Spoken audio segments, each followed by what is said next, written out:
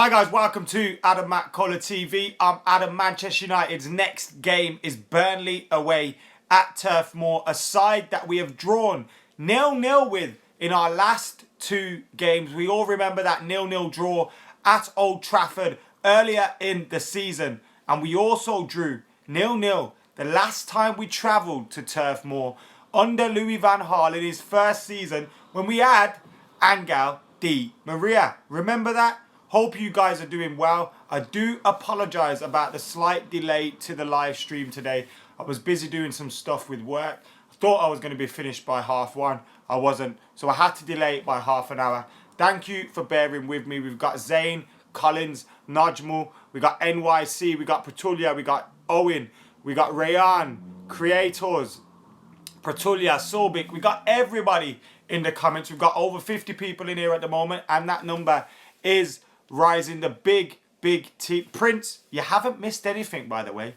You haven't missed anything. We've just started. We've just got into it. Happy Saturday to everyone, by the way. Hope you guys are having a great weekend. I'm going to the boxing very soon. My mate is fighting in Leicester, so I'll be heading off to that very soon. But I thought first, let's get this preview done and let's talk about that game against Burnley tomorrow at Turf Moor.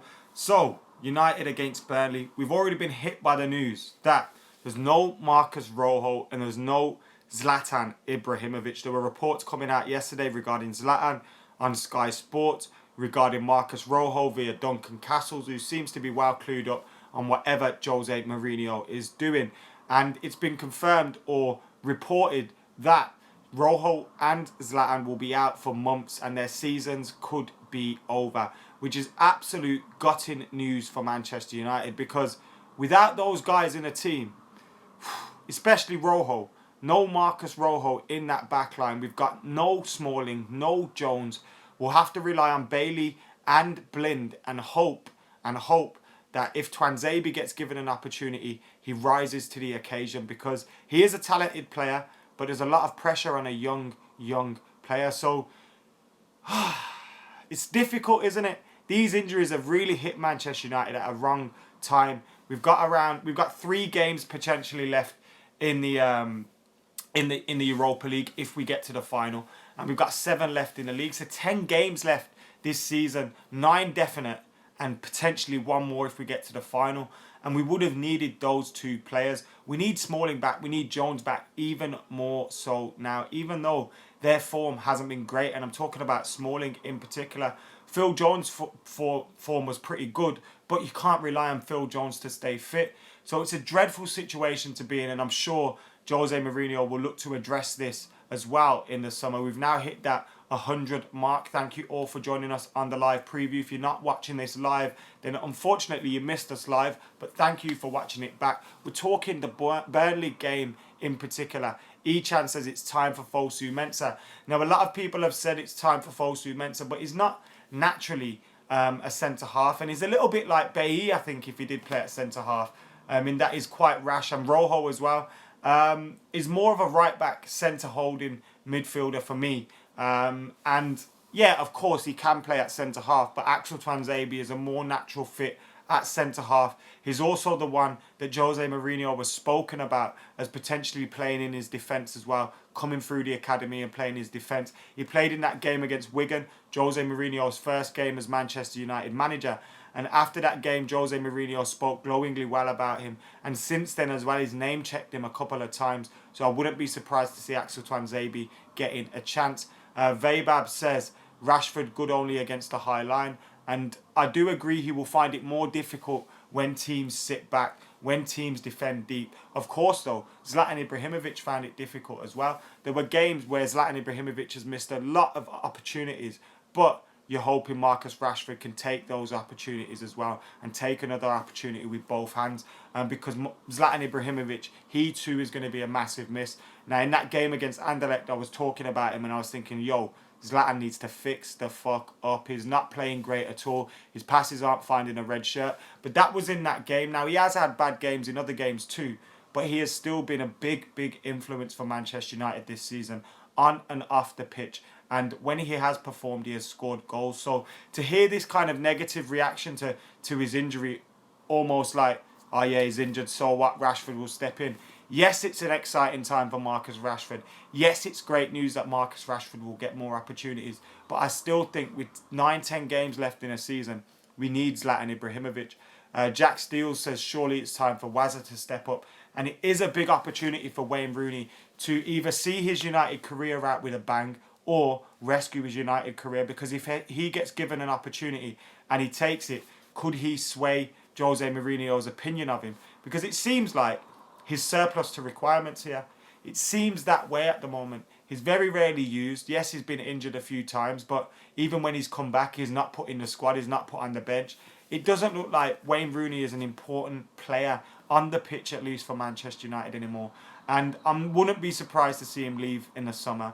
And I think if he did get an opportunity, it'd be great to see him take it. And if he did leave, go out with a bang. But also, could he put some doubts in Jose's mind as to potentially getting rid of him? What do you guys think about that? Should Wayne Rooney start? How do you feel about Martial at 9, says Big T? Get your comments in on that too. The questions are going out to you guys and not just me. Martial at number 9. I'd like to see, do you know the way Rashford and Lingard played together against Chelsea? I'd like to see Rashford and Martial play together like that.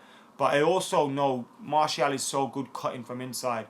But he has found it difficult to beat players recently. I don't know whether it's a confidence thing or the fact he's been put in and out of the team. I don't know whether that is.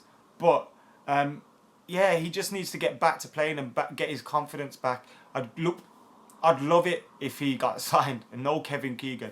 I'd love it if he got started in the next 3-4 games. Because the man needs to play football. He needs minutes under his belt. The man carried us. Don't give me the shit Rashford would have done what he did. Don't you dare say that. Who said that, Ishan? You're going absolute mad in the comments. Who said it? Who said it? Did I say it? I didn't say it. For fuck's sake. Who said it? Come on, Ishan. Clear it up right now. Anyway, moving on.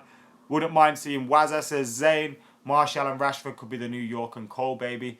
Are we just saying that because they're both black? Really? Come on. Are we? Is that what we've got to now? Yeah. We're comparing 2 strikers to York and Cole because Rashford and Martial. Come on, guys. That's not fair. Is it? Come on. Fix up. I'd play a 4-2-3-1. Martial, Mickey, Lingard and Rashford, says Pranish. 3 at the back, says Hunter. I don't think so. Okay, Ishan. Ishan is complaining about the way some fans have reacted towards Zlatan's injury. And you know what, Ishan? I definitely agree with you, mate. I miss Waz. I hope he starts tomorrow, says Prince. Did Damian play at centre-back during LBG? He has played at centre-back before. Will Jose play him there? I'm not too sure, to be honest. In a centre-half 2, it'd be a bit of a worry. I'd rather go with Twanzebe. Then that Rooney needs to step up and bow out like a legend, says Sebastian. My team for the game against Burnley, by the way, is De Gea in goal. Jose Mourinho, actually, before I go into my team, Jose Mourinho has already said Ashley Young and Herrera are likely to start. He's already... Gorilla. I know you're joking, mate. It's all good. Ashley Young and Ander Herrera are likely to start, which is great news in regards to Ander Herrera. What do you guys think about Ashley Young? I'm not fussed either way. I wouldn't mind seeing Luke Shaw start at left back ahead of Ashley Young, but Luke Shaw did play 120 minutes against Anderlecht, and Jose did say on 90 minutes he was looking at Luke Shaw like, you're going to come off, what's going on?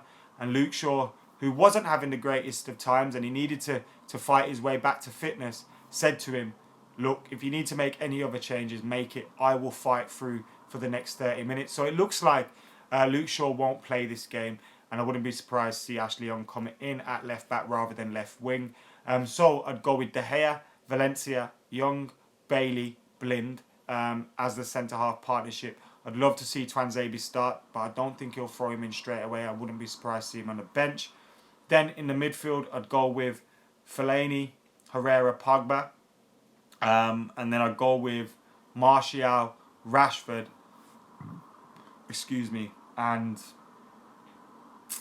Jesse Lingard, Mkhitaryan did play quite a lot. I know Rashford looked a little bit tired as well at the weekend, but he would have been rested. Sorry, at the Anderlecht game, he would have been rested up well over the last couple of days. We've got over 200 people in here now. So my predicted team for that Burnley game is De Gea, Valencia, Bailey, Blind, Young, Fellaini, Herrera, Pogba, Lingard, Rashford, and Anthony Martial.